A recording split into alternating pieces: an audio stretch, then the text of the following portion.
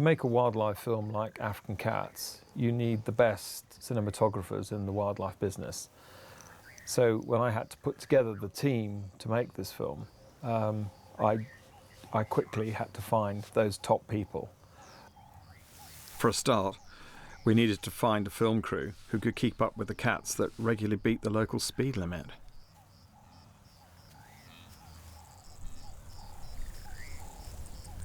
To film our cheetah stars, Sita and her cubs, Sophie Darlington was the obvious choice. Sophie has been a wildlife filmmaker in Africa for many, many years and has made a number of films about Africa's big cats.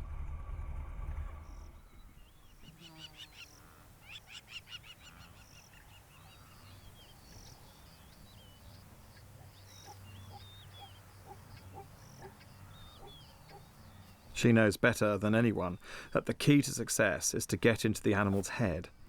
To do this job, you need to know what the cats are going to do next and to get ahead of the action. You have to have them coming to you rather than the other way round.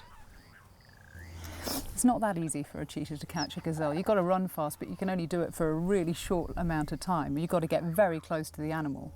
And Tommies are not slow, and they're very alert. And so if you've got a Tommy that's aware of them, she doesn't have a chance. She's got to get within 30 metres in order to successfully kill an animal. And they're moving now, they're going over the hill. She's definitely hunting the grants. Can we move forward?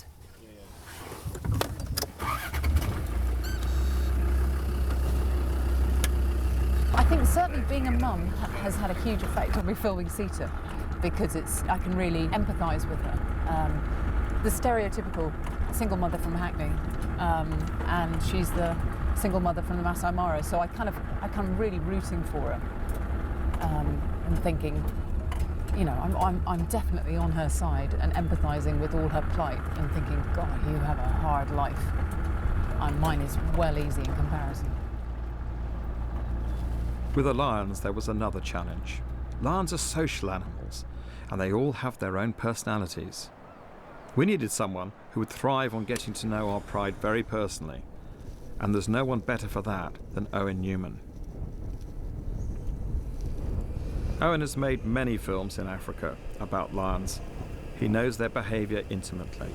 I mean, they've still got, April, May, they've still got 3 months before wildebeest are here in big numbers. Right. So if they get through these 3 months, I think they'll be all right, because then when the wildebeest are here, their confidence in hunting, they'll become much more accomplished at hunting than they are at the moment.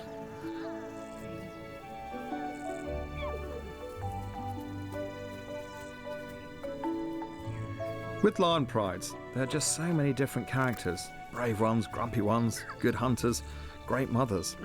And it takes someone with huge knowledge and patience to get to know each character.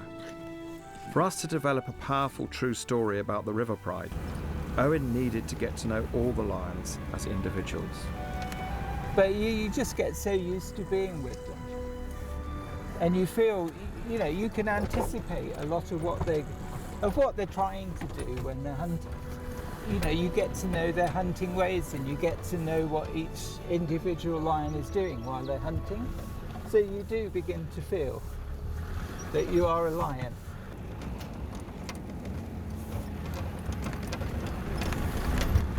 I always find that when the rocks are exposed, it's a good idea to be on them. For both camera teams, the only way they could find and follow their stars was in their vehicle.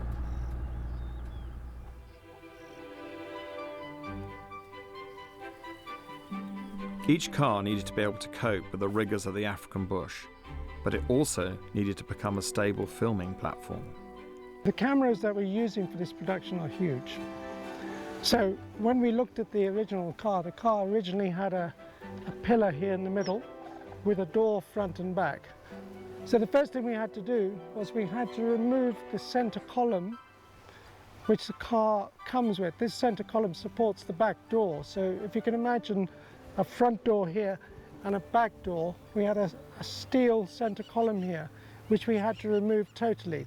And then we needed a camera mount, which is away from the seat, so that the cameraman has got something in the middle. So we built a pulpit on the side of the car with the camera mount within the pulpit, so that the cameraman can sit, he can swivel, and then present the camera on the side of the car here with the lens somewhere out here. So essentially we had to create a big open space on the side of the car.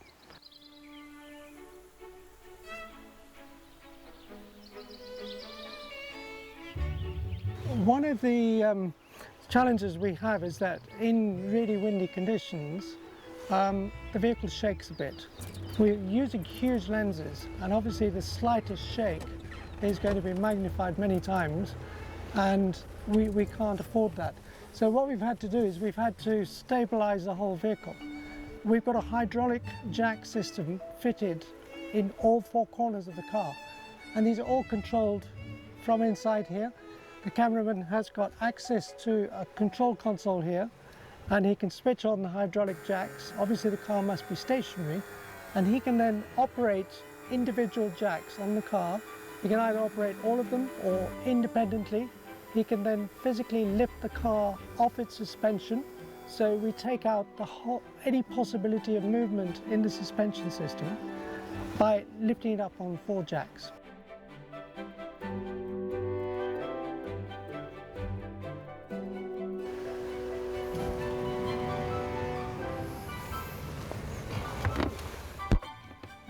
So with our specially designed cars, our film teams could sit out all day amongst the wildlife. And on many days, the cats would come and sit with them.